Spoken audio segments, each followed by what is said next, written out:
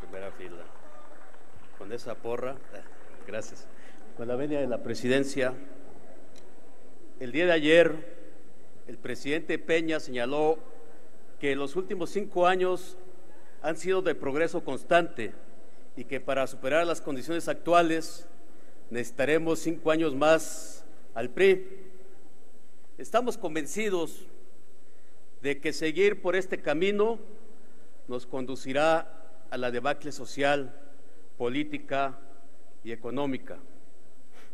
Compañeras, compañeros diputados, México vive una crisis humanitaria de dimensiones sin precedente. Homicidios, desapariciones forzadas, casos de tortura cada vez más frecuentes, desplazamiento forzado de muchas poblaciones de nuestro país y un sinnúmero grave de violaciones a derechos humanos.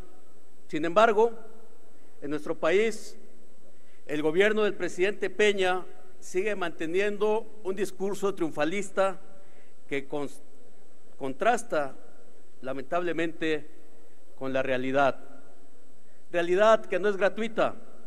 El descrédito de las instituciones, los altos niveles de corrupción, la impunidad asociada y un mayor deterioro del Estado de Derecho han sido los detonadores. No solo hablamos de desconfianza del ciudadano en las instituciones o de la incapacidad o indolencia de muchos funcionarios públicos, tampoco nos referimos solo a la existencia de un Ferrari en una casa de interés social o de un secretario de Estado vinculado familiarmente con la delincuencia organizada que roba hidrocarburos. Tampoco hablamos solo de la cifra negra de delitos no denunciados, que es superior al 23%, o de la eficiencia magra de un 10% en la Procuración de Justicia, o de la falta de garantías que día a día merma el ejercicio de los derechos fundamentales de todas y todos de los que habitamos el territorio nacional. ¿Y qué decir del autoencierro de las personas que prefieren no salir de noche por temor a ser víctimas del crimen? O de nuestros jóvenes a quienes el gobierno de Enrique Peña solo ha dejado 3 opciones: empleos muy mal pagados para sostener la economía nacional, enrolarse en el crimen organizado o migrar al país vecino. No podemos hablar de estos hechos en forma aislada. Hablamos más bien de la corrupción generalizada en las estructuras del Estado y de la descomposición social que de ello se ha desencadenado y en ocasiones también se ha auspiciado desde ahí. Corrupción, impunidad, ineficiencia, patrimonialismo, opacidad, delincuencia rampante en las más altas esferas del poder público, que se han traducido en violencia y también, desafortunadamente, en desesperanza.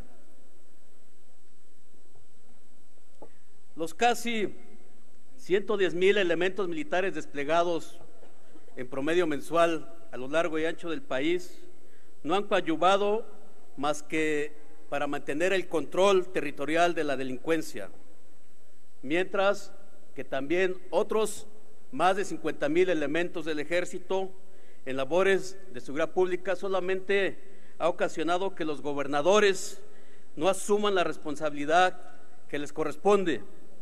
Así lo demuestran los múltiples operativos conjuntos en varias entidades y regiones del país, en Tamaulipas, el Estado de México, Michoacán, Guerrero, Jalisco y las regiones de La Laguna y la Tierra Caliente, pues no se ha contribuido con ello en la disminución de los índices de violencia, mucho menos a reducir la presencia delincuencial.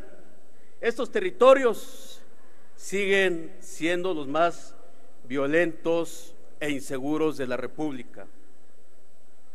Ciudadanas y ciudadanos, el país dista tanto de la realidad peñista que parecen 2 lugares diferentes.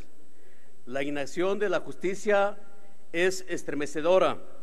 Para muestra un botón, debemos señalar que en materia de trata de personas Se iniciaron tan solo 8 averiguaciones previas y se consignó a 3 personas frente al tamaño de este flagelo que está considerado México como país, el país número 1 en trata de personas en toda Latinoamérica y por la ONU también a nivel mundial. Las víctimas también, compañeras, compañeros, siguen en aumento y las instancias de atenderlas son completamente inútiles. Lo mismo sucede con aquellas destinadas a la protección de defensores de los derechos humanos y periodistas. ¿Cuántos de ellos han sido asesinados y cuántos acallados por sus investigaciones?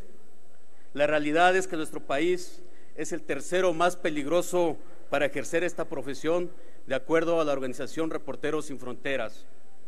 En el combate a la delincuencia organizada, siendo esta una prioridad gubernamental, resultan irrisorios los reportes que nos envía el Ejecutivo Federal, en donde asegura que ha incautado menos de 42 millones de dólares, cuando por cálculos conservadores el monto de lavado de dinero en nuestro país supera los 40,000 millones de dólares, es decir, nos reporta una eficiencia en este rubro del 1%.